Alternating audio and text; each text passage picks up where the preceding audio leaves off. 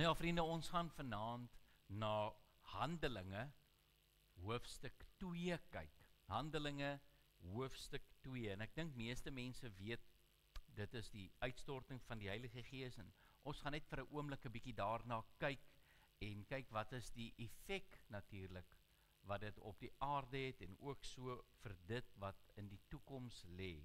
Kom ons kyk na Handelinge hoofstuk 2 en ons gaan daar saam lees vanaf vers 1. En toe die dag van die Pinksterfees aangebreek het, het hulle almal eendragtig bymekaar. En daar kom skielik uit die hemel 'n geluid, soos van 'n geweldige rukwind. En dit het die hele huis gevul waar hulle gesit het. Toe is deur hulle tonge gesien soos van vuur, wat hulle self verdeel en op elkeen van hulle gaan sit. En hulle is almal vervul met die Heilige Gees en het begin spreek in ander tale, soos die Gees aan hulle gegee het om uit te spreek. En daar het in Jerusalem Jode gewoon, godsdienstige manne, uit elke nasie wat onder die hemel is. En toe hierdie geluid kom, en het die menigte saamgestroom, en was in die war, want elkeen het gehoor hoe hulle in sy eie taal spreek. En hulle was almal verbaas en verwonderd en sê vir mekaar, is almal wat daar spreek dan nie Galileërs nie?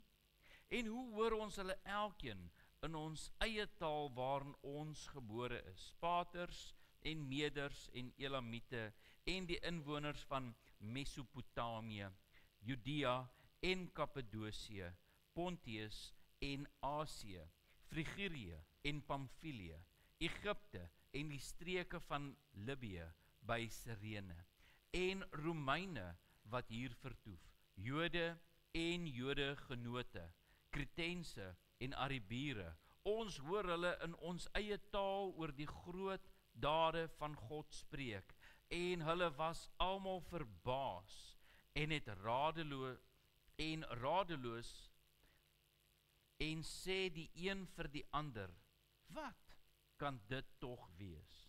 Maar ander het gespot en gesê, hulle is vol soet wyn. Net tot sover uit die onfeilbare woord van die Here. Kom ons sit net so en sluit die oë. Baie dankie, o Heilige Gees, dat ons hierdie gedeelte mag saam lees. En ek wonder, Here, hoeveel male is hierdie gedeelte nie al op hierdie planeet gelees nie. Hoeveel Pinksterdae is nie al verby nie, en in hoeveel gemeentes oor hierdie aardbol is dit nie al gesê nie. En word dit nie verkondig nie, en word dit nie gevier nie. En steeds, Here, is daar mense wat nie glo nie. Steeds is daar mense wat met verbasing staan. En ons kom vereer U in hierdie oomblikke vir die werke wat plaasgevind het, deur dit wat ook plaasgevind het uit die profeseë en die vervulling van hierdie profesie. Word U verheerlik in ons midde, en mag ons U toelaat om ons te rig en te lei op hierdie pad vorentoe. Ons bid dit in Jesus naam. Amen. Nou, ek wil vanaand so bietjie tyd spandeer rondom hierdie gedagte van die uitstorting van die Heilige Gees. En ek dink baie van u weet, in die lig van ons hemelvaartsdiens, dat Christus Jesus hulle gestuur het, gaan na Jerusalem en wag daar, berei julle self voor, want wat moet hulle in Jerusalem kry voordat hulle kan voortgaan? Wat het die disippels nodig? En hoe moet dit gebeur? Nou, baie van u sal weet, dat daar 120 mense in die boventrek bymekaar was. Dit was nie net 'n handjievol disippels nie. Daar was 'n klomp volgelinge van God. Daar was 'n klomp mense wat gesien het dat hierdie Christus wat in Jerusalem gesterf het, hierdie Christus wat die sonsverduistering veroorsaak het, hierdie Christus wat gekruisig is en bespot is, hy wat na Pontius Pilatus toe gegaan het, hy wat deur die hele stad in oproer gebring het, toe hy ingekom het op die rug van 'n esel. Hulle weet van hom. En jy sal dit nou nie glo nie, maar daarna, nadat hy gesterf het, het hy aan meer as 3000 mense verskyn, lewendig, om te proklameer dat hy geoorwin het. Daardie mense was in die boventrek. Daardie mense het gehoor dat die disippels getuig dat Christus van hulle af weggeneem is en dat daar by hulle gestaan is en engele het vir hulle gesê, luister, hierdie Jesus wat van julle af weggegaan het, sal net so weer terugkeer. En waar het hulle gaan wag? In die boventrek. Hoeveel mense was saam met hulle? Baie. Was dit gelowige mense? Ja. Was dit mense wat in Jesus geglo het? Ja. Was dit mense wat hulle lewens op die spel geplaas het? Want was die sinagoge en die kerkleiers tevrede? Was hulle tevrede met mense wat rondgegaan het en Christus verkondig het en sy opstanding uit die dood verkondig het? Was hulle tevrede met? Nee, stellig nie. Dit was 'n gevaarlike plek en as jy gaan kyk na wat gebeur het nadat die disippels gehoor het van Jesus se opstanding, het hulle wat gedoen?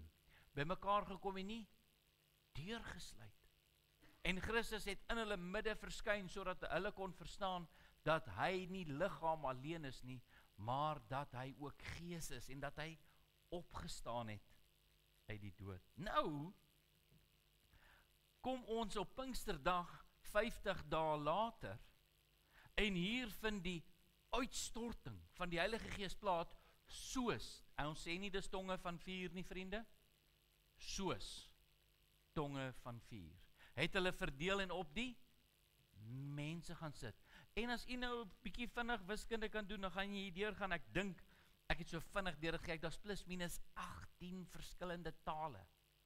Verstaanbare menslike tale wat hierdie mense hoor. En wat sê die mense van dit? Ja, daardie mense is vol soetwyn. En ons weet natuurlik die pragtigste preek wat Petrus bring op Pinksterdag, waar nie minder as 3000 mense tot bekering kom, as gevolg van die uitstorting van die Heilige Gees, as gevolg van die getuienis, dat hulle eenvoudige Galileese, eenvoudige vissermanne, eenvoudige ouens wat net visvang, by dieselfde plek, ewe skielik hoor hulle hierdie mense praat in hulle moedertaal, in die taal, in die land waar hulle gebore is, in Rome, in al hierdie ander streke, hoor hulle mense praat, eenvoudige Galileese manne praat, oor die groot en ryk dade van God in hulle eie taal. Nou kan 'n mens vir jouself vra, hoekom gebeur dit nie in die evangelies gereformeerde kerk nie? Wanneer laas het iemand in die evangelies gereformeerde kerk opgespring en in 'n vreemde taal gepraat, onder andere een van die wat ek dink nie ek sal verstaan nie? Waarom gebeur dit nie meer nie? Het ons voeling met die Heilige Gees verloor? Het ons die gevoel van die Heilige Gees eenkant toe gestoot en dit wat ons nie kan verstaan nie, het ons verwerp? Verwerp ons die Heilige Gees, vriende? Nou waarom lees ons so graag van die uitstorting van die Heilige Gees en waarom kom baie ander mense en sê, kyk, die uitstorting van die Heilige Gees gaan gepaard met talespraak? Nou wil ek vir u vra, is dit al wat met hierdie mense gebeur het? Het hulle net in tale gepraat? Het die disippels net, vandat hulle vervul is met die Heilige Gees rondgegaan en net in tale gepraat? Of het die disippels daadwerklik anders opgetree, met meer selfversekerdheid, met meer toegewydheid, met meer krag gaan werk? Want wat het Jesus gesê toe hy vir sy disippels sê, gaan dan heen, maak disippels van alle nasies. Alle nasies. Hoe? Met talespraak? Nee. Met die krag van die Heilige Gees. Daarom wil ek vanaand so 'n bietjie uitwy en 'n bietjie na daardie gedagte kyk. Maar voor ek na dit kyk, wil ek tog die aandag vestig op Handelinge 2 vers 4. En hulle is almal vervul met die Heilige Gees.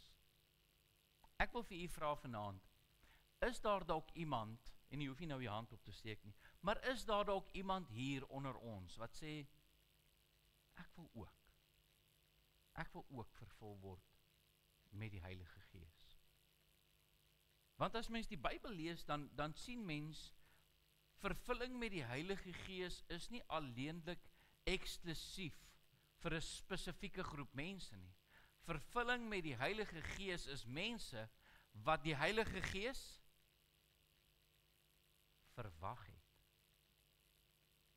Mense wat hulle self voorberei het. Kan u onthou vanmôre toe ek vir u boodskap bring? Toe sê ek vir u dat die volk, toe hulle by die berg Sinaï kom, toe sê God vir Moses, Moses, kry die volk reg, want op die 3de dag wil ek aan hulle verskyn. Wat moes die volk doen voor hulle die wet ontvang het? Hulle self voorberei. Iemand het hom nie daar in die bovertrek gevind, sê, wat maak ek hier? Hoe het ek tussen al hierdie mense gekom nie? Wat was hulle besig om te doen vir die laaste 10 dae in die bovertrek? Besig om te bid. Is daar iemand onder ons wat wysheid kort kom? Laat hom dit van die Here bid, wat gee, sonder om te verwyd, wat gee sonder om vrae te vra? Is daar iemand onder ons wat die Heilige Gees se vervulling en invulling in sy lewe wil ervaar? Is daar mense onder ons wat sê, ek wil die krag van God, nie deur die dominee nie, nie deur die kerkraad nie, ek wil die krag van God in my eie lewe ervaar. Dan wil ek vir jy sê, vers 4 sê, en hulle is almal vervul met die Heilige Gees. En nou kan jy sê, dominee, ja, dis nou baie goed, maar hierdie talespraak raak nou 'n probleem. Want in ons kerk gebeur dit nou nie regtig nie. En as iemand nou hier uitbars in talespraak, ek is 'n paar tale magtig, maar ek is nie seker of ek almal kan uitlê nie. Maar jy weet, daar's 'n paar reëls wat die Bybel gee vir talespraak in die kerk. Sekere dinge wat as iemand in 'n taal praat, dan moet dit uitgelê word. Kan dit of moet dit? En as dit nie uitgelê word nie, moet daardie persoon swyg.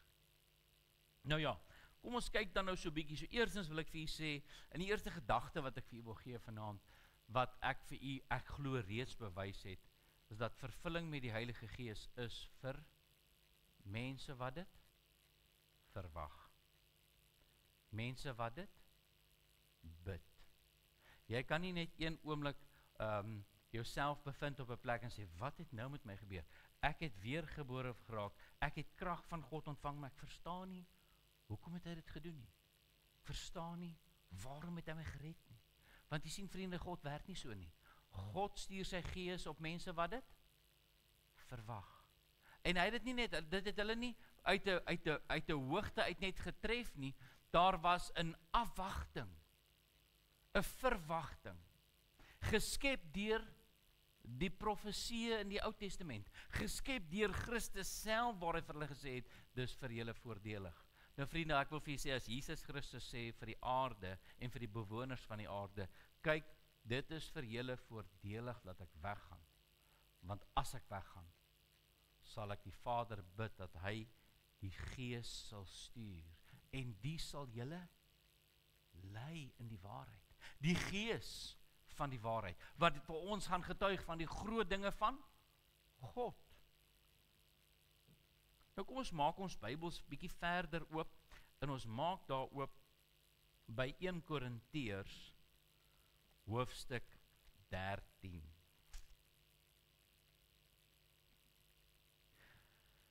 1 Korintiërs hoofstuk 13, nou baie van die weet, Korintiërs, 'n moeilike gemeente wat baie stryd beleef, 'n gemeente wat baie op en af gegaan het, en Paulus het maar sy dae gehad om die Korintiërs in lyn te bring, want hulle was vir my vry vertaal baie vernuwing in hulle denke en hulle patrone rondom die Gees van God. Maar nou kom ons in die Bybel in 1 Korintiërs hoofstuk 12, dan word daar gepraat van die geestelike gawes, en nie almal weet daar's geestelike gawes, nie almal weet die Heilige Gees deel uit soos hy wil, en hy gee gawes soos hy wil.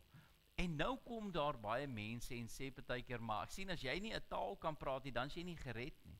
Nou vriende, ek het nooit talespraak aan redding gesien nie, want ek dink baie van die disippels was gered, voordat hulle vervul is met die Heilige Gees.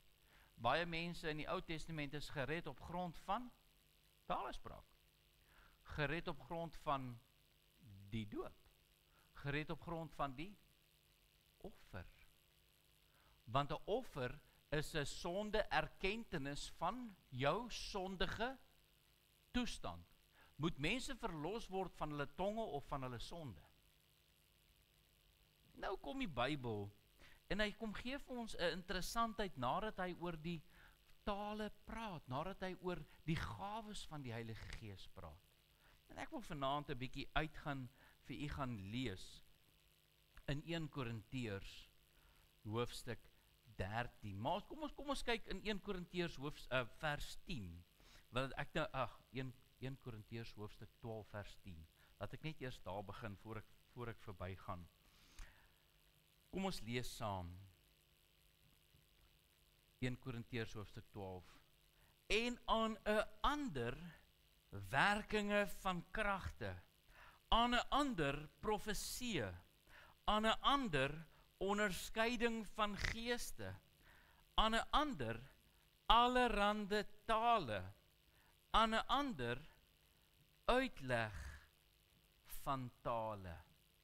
Maar al hierdie dinge werk een en dieselfde Gees, wat aan elkeen afsonderlik gee, soos hy wil. Nou wie van ons kan vir die Heilige Gees sê, ek wil die onderskeiding van geeste hê.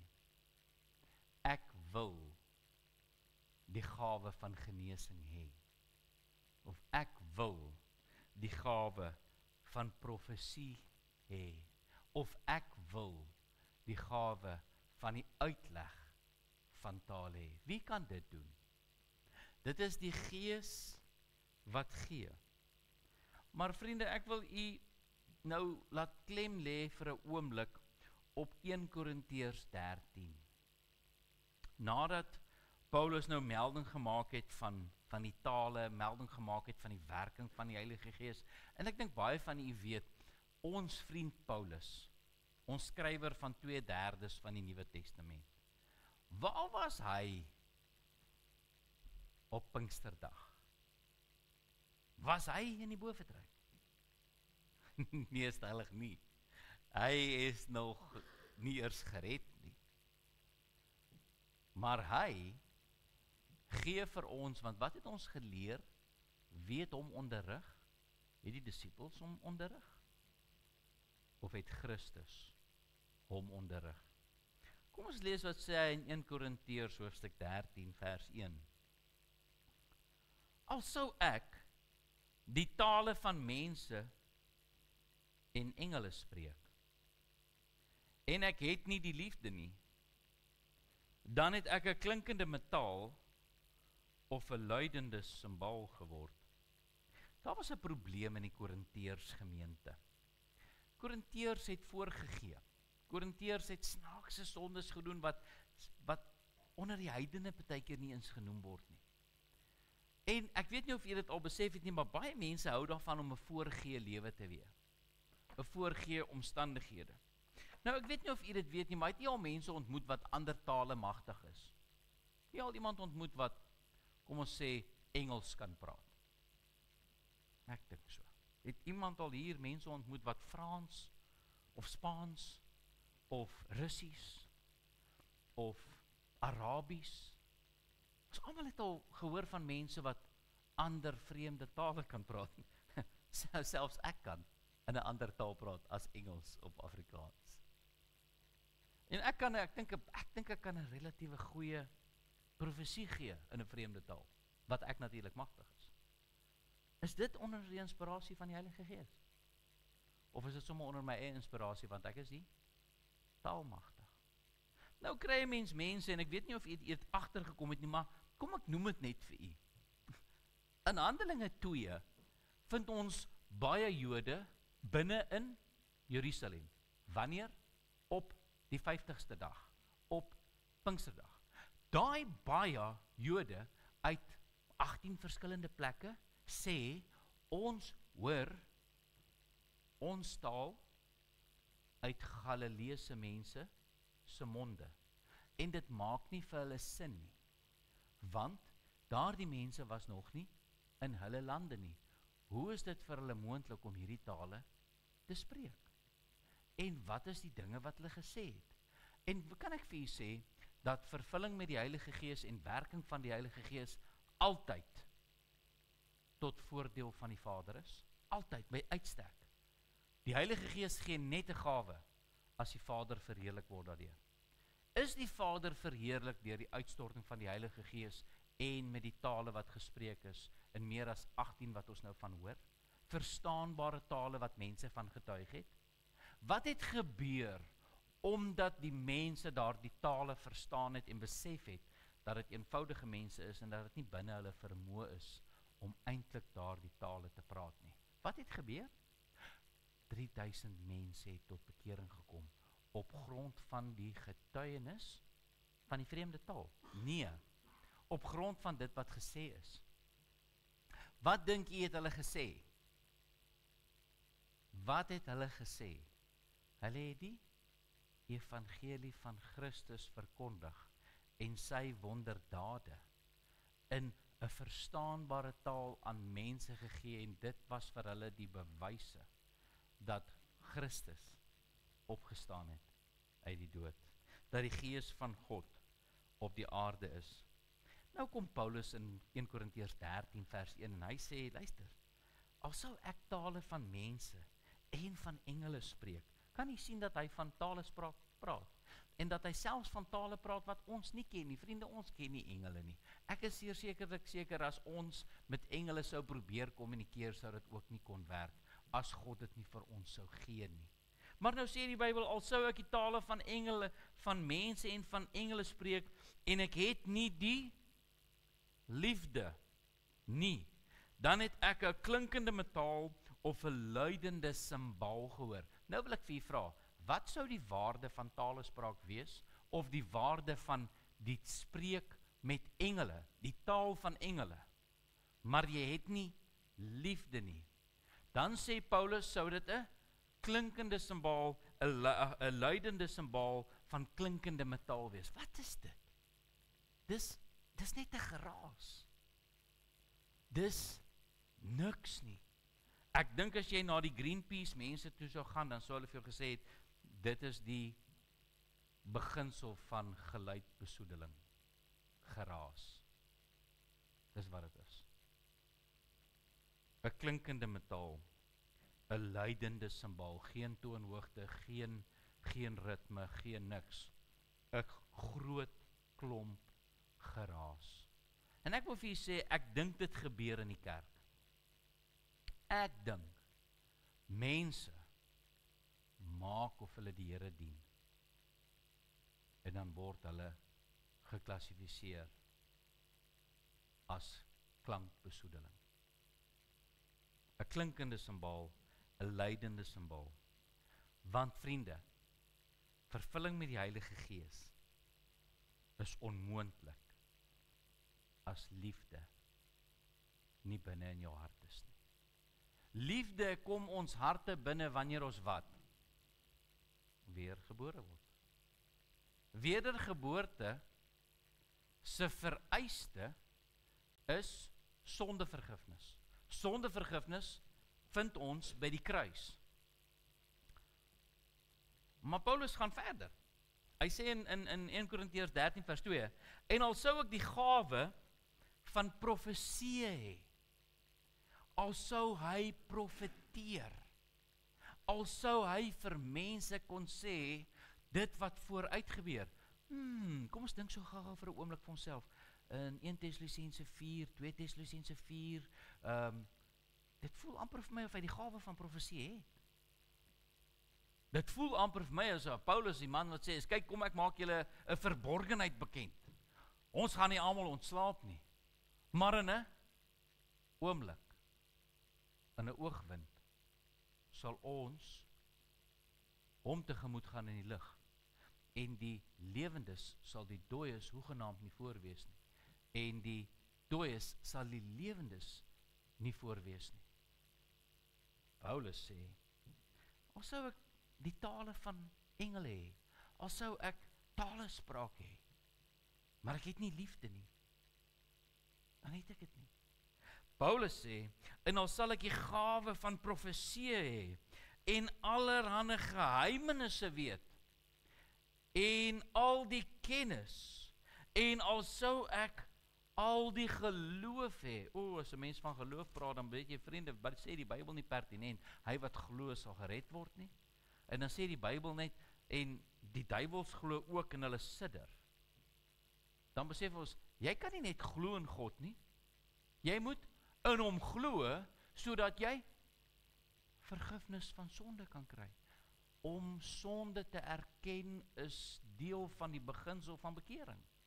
En die Here Jesus sê vir Nicodemus, baie duidelik in Johannes, jy moet weergebore word. As jy nie weergebore is nie, sal jy die koninkryk van God nooit kan sien nie. So, al het jy die geloof, beteken dit nie jy gaan hemel toe nie, want jy moet weergebore wees. Nou gaan Paulus verder, hy sê, sodat ek berge kon versit, en ek het nie die liefde nie, dan sou ek niks wees. Vriende, ek wil vir julle sê, Paulus gee vir ons baie openbaringe.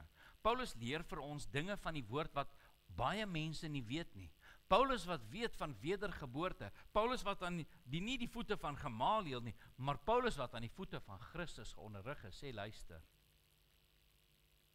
al praat jy wat, al glo jy wat, al bely jy wat, as die liefde ontbreek, dan sou ek niks. Niks is nie stof nie, niks is niks wees nie. En al sou ek al my goed uitdeel, en al sou ek my liggaam oorgee om verbrand te word, en ek het nie die liefde nie, dan sou dit my niks baat nie. Die liefde is lankmoedig en vriendelik. Die liefde is nie jaloers nie. Die liefde praat nie groot nie, is nie opgeblaase nie, handel nie onwelvoeglik nie, soek nie sy eie belang nie, word nie verbitter nie, reken die kwaad nie toe nie, is nie bly oor die ongeregtigheid nie, maar is bly saam met die waarheid. Vriende, wat is die Heilige Gees? Is die Heilige Gees die Gees van waarheid? Ja. Is bly in die waarheid. Wat is die waarheid? Die waarheid is dat die Bybel die mees geleesde boek op die planeet is. En die waarheid is dat bitter min mense gered word. Terwyl die mees geleesde boek op hierdie planeet die Bybel is. Baie mense lees dit om te probeer verstaan. Baie mense lees dit omdat hulle dink dit is ook maar net nog 'n boek. Baie mense lees dit omdat hulle gehoor het. Maar is dit genoeg om net die Bybel te lees? Is dit genoeg net om die Bybel te glo? Paulus sê, man, al glo jy so dat jou liggaam oorgee vir verbranding, is dit nie voldoende nie, dis niks nie. As jy nie wat het nie. Liefde het nie. Nou het ons hier vanmôre ook begin en vir onsself gesê dat die wet, die geloofsbelijdenis belangrik is nie. Het ons nie gesê dat die liefde 'n belangrike rol speel nie? Is die liefde vir jouself en die liefde vir jou naaste nie belangrik nie? Aan hierdie wet hang die hele wet en die profete. Wat se wet? Dat jy jou naaste moet lief hê soos jouself nie? Is vervulling met die Heilige Gees nie 'n bewys van liefde teenoor jou naaste nie? Soos ons vanaand hier sit en ons sê vir onsself, ek wil die invulling van die Heilige Gees ontvang. Ek wil deur die Heilige Gees gerig en gestuur word. Waar dink u gaan die Heilige Gees begin? Liefde vir jouself of liefde vir jou naaste? Of dink jy iemand gaan opspring en in tale praat? Of 'n profesie bring? die Heilige Gees se uitstorting, ek wil vir u vra, hoeveel maal het dit weer gebeur? Hoeveel maal het die uitstorting van die Heilige Gees weer gebeur? Nooit nie. Die uitstorting van die Heilige Gees was 'n eenmalige gebeurtenis. Net soos die doping van Christus 'n eenmalige gebeurtenis was, waar die Gees in die vorm van 'n duif neergedaal het, as 'n teken. Vir wie? Vir Johannes. En toe was daar 'n getuienis uit die hemel wat gesê het, dit is my geliefde seun, in wie ek 'n welbehae het. Luister na hom. As ons dan gaan kyk, dat die Heilige Gees uitgestort is op 'n eenmalige, spesifieke, unieke manier, en dat daar 'n geluid soos van 'n rukwind was, en dat daar tonge was soos van vuur, en dat almal in daardie bovertrek vervul is met die Heilige Gees. Weet u dat daardie selfde mense in 'n paar hoofstukke verder weer vir mense gebid het, en dat daardie mense ook vervul is met die Gees? As die Here toelaat, sal ons môre aand dalk so 'n bietjie by dit stop. Dat die uitstorting van die Heilige Gees 'n eenmalige gebeurtenis was, wat nooit weer herhaal sal word nie. En dat die vervulling met die Gees iets is wat op 'n gereelde basis herhaal moet word vir die mens. Maar ek wil vir u sê dat hierdie gedeelte vir ons inligting bring van talespraak. En ek wil vir u sê, talespraak se tyd is verby. Die tyd van talespraak gaan eers weer plaasvind in die groot verdrukking. Die tyd van talespraak gaan eers weer begin, soos Joël 2 vir ons leer, in die laaste dae sal God van sy Gees uitgiet, en die jong mense sal drome droom, en die ou mense sal gesigte sien, en al hierdie dinge gaan weer plaasvind. Waarom? Want daar gaan 'n klompie 1000 mense wees wat Jode van reg oor die wêreld gaan hê, en hulle gaan mense moet leer van God. Hulle gaan mense moet leer van dit wat Jesus Christus kom doen het. En dan sal daardie gawe weer toegepas word. Maar op hierdie stadium van die wedloop is talespraak, en volgens die woord ook, verby. Daarom vriende, ek meen as ons net ons fone vat vanaand, enige ou hier in hierdie gehoor kan sy foon uithaal en een of ander toepassing oopmaak wat sê translate. En jy kan jou hele woord, jou hele paragraaf, jou hele woord dikteer in Afrikaans, en jy kan vir daardie ding sê om dit oor te plaas in enige ander taal, en dit sal gebeur. Kan dit dan vir iemand gespeel word in die gehoor vanaand? Maklik. Het ons die vermoë om in enige taal 'n gesprek te hou? Ja, maklik. Jy het nie nodig om enige taal magtig te wees om met iemand anders te praat nie. Al wat jy nodig het is 'n toestelletjie. Dis 'n eenvoudige taak wat gebeur. Is liefde maklik? Is liefde vir jou naaste maklik? Word dit deur die Gees van God gedryf? Het ons nie vanmôre erken dat deur lief te wees vir iemand jy hom moet vergewe nie? Soos wat die Vader lief is vir ons en sy Seun gestuur het om vir ons sonde te sterwe en ons vergifnis van sonde onvoorwaardelik ontvang het, dat hy ons sonde verwyder het so ver soos die ooste van die weste is, so moet ons ook aan hulle doen wat? Ons te nakom. So moet ons ook ons naaste lief hê. Nou vriende, is dit vir 'n mens maklik? Is dit vir 'n mens maklik om ander mense te vergewe wat jou te nagekom het? Nee, stellig nie. Dus vervulling met die Heilige Gees.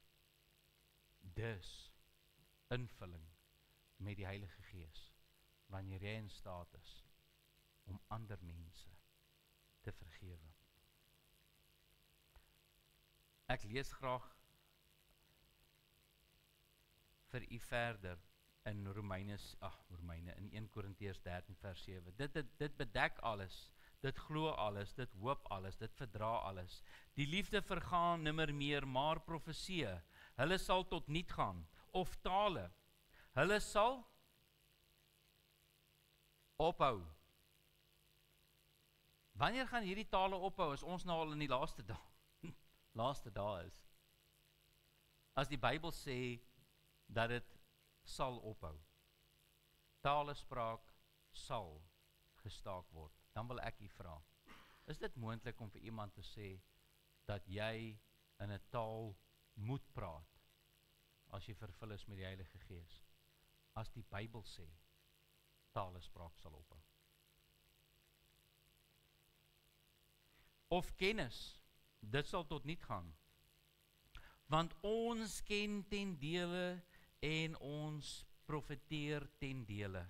Maar as die volmaakte gekom het, dan sal ons wat ten dele is, gekom het, dan sal wat ten dele is tot niet gaan. En toe ek 'n kind was, het ek gepraat soos 'n kind, gedink soos 'n kind, geredeneer soos 'n kind. Maar nou, dat ek 'n man is, het ek die dinge van 'n kind afgelê. Wat sê die Bybel vir ons van tale? Van profeseë? Ek vra u, het ons die woord in ons eie taal ontvang? In watter taal is die Bybel nog nie vertaal nie? Is dit regtig nodig vir iemand om in sy eie taal 'n profesie te hoor as hy die Bybel in sy eie taal het? As die Bybel die mees geleesde boek op hierdie planeet is? Ek wil vir u vra, hoe lyk iemand wat vervul is met die Heilige Gees? Dis iemand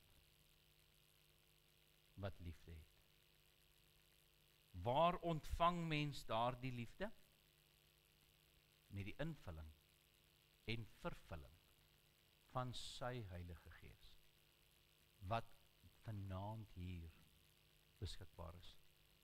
En my gebed is, as daar mense is vanaand wat sê, Dominee, ek wil graag vervul word met die Heilige Gees van God.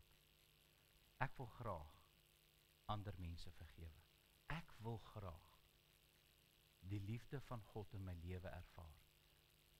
Dan, ek wil nie sê, kan jy jou hand opsteek, jou hand opsteek gaan nie werk nie. Dan moet jy net jou hart opsteek. Haal hom net vir 'n oomblik uit en lig hom op vir die Here. En sê, Here, hier is ek. Help my. Help my. Berei jouself voor. Soos daardie 120 mense hulle self voorberei vir die ontvangs van die Heilige Gees. Soos daardie mense op Pinksterdag by die berg Sinai God se stem gehoor het en gesidder het. Soos daardie mense in Handelinge 4 en voorts in Handelinge weer ingevul is met die Heilige Gees van God. Daardie Gees wat uitgestort is op Pinksterdag is vanaand hier.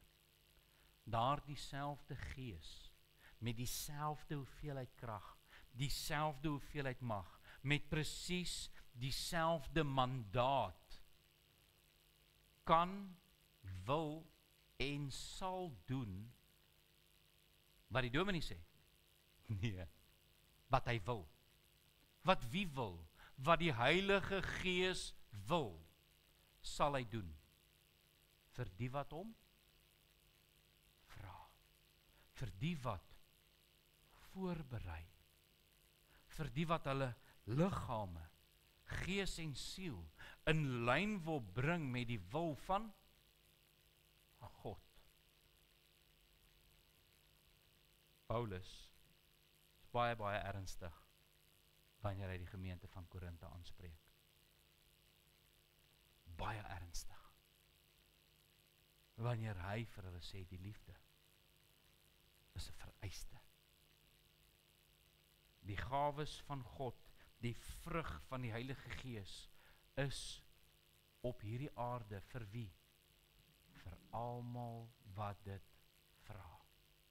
vir almal wat dit opreg aan sy voete soek. Sal hy gee soos hy wil, en ek wil vir julle sê, daar is baie min mense wat werklik met die krag van die Heilige Gees bedien. Dink jy dis die wil van die Vader dat dit so min moet wees? Dink jy dis die wil van die Heilige Gees? Dink jy vir 'n oomblik met baie respek gesê dat die Heilige Gees nie wil nie? Dat die Heilige Gees nie in staat is nie? Of dat die mense eenvoudig nie bereid is nie? Bereid is om hulle harte op te hef en te sê, Here God, verander my, red my, help my om met u krag voort te gaan. Ons leef in 'n era van kragteloosheid. Ons leef in 'n era waar ons meer krag opwek as ooit tevore. Ons leef in 'n era van atoombomme. Ons leef in 'n era van kragstasies met kernpotensiaal, die grootste potensiaal wat daar seker is. Maar ons leef in 'n era waar mense kragteloos rondloop sonder die krag van die Heilige Gees. Almal wil krag hê. Ons drink Red Bull en ons vat Vitamine B en ons doen alles wat ons kan om kunsmatig voort te beweeg. En al wat ons nodig het is die krag van die Heilige Gees, die onuitputlike bron van die Heilige Gees. Mag God ons in staat stel om in hierdie Pinkstertyd hom te wagte te wees, ons harte in lyn te bring, sodat ons 'n berekende koste kan doen. Wat gaan dit my kos as die Heilige Gees my vervul? Wat gaan gebeur as die Heilige Gees van my lewe beheer neem en ek in liefde met die mense rondom my werk? En wanneer ander mense se belange rondom my net so belangrik is soos my eie, wat gaan gebeur as jy God die Vader eerste in jou lewe stel? Bo alles en bo almal, bo jou vrou en bo jou kinders. Nie die kerk nie. Moet asseblief nie die kerk bo jou vrou en jou kinders stel nie. Maar die Vader, die Seun en die Heilige Gees. Dis sy plek. Mag God ons in staat stel om sy Gees te soek, om sy krag te soek. Mag God ons in staat stel om vanaand met krag by hierdie deur uit te loop, sodat ons nooit weer dieselfde sal wees nie. Amen. Kom ons sluit die oë en bid saam. O soete Heilige Gees, hoe verlang U nie om mense met krag te bestraal nie? Hoe verlang U nie om die wil van die Vader en die Seun te laat geskied nie? Hoe verlang U nie om God se waarheid aan die kinders se harte te openbaar nie? Ons ken ten dele.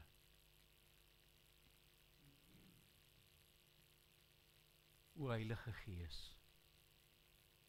kom sien ons raak vanaand. Ons weet nie altyd wat reg en wat verkeerd is nie. Ons ken partykeer nie die bedoeling van ons eie hart nie. Maar ons kom vra, Here God, dat U ons in staat sal stel, dat U ons sal kom vervul met die Gees, dat ons met die krag van die Heilige mag voortbeweeg, dat ons bekragtig mag word om in hierdie verlore wêreld 'n verskil te maak. Nie ons wil nie, U wil. Nie ons voorwensels, nie ons idees nie, maar U idee. Ons wil ons harte kom oopstel, ons wil ons lewens kom oopstel, sodat die Gees ons mag rig, mag lei en sal stuur. tot verheerliking van die Vader, Seun en Heilige Gees. Amen. Kom ons sing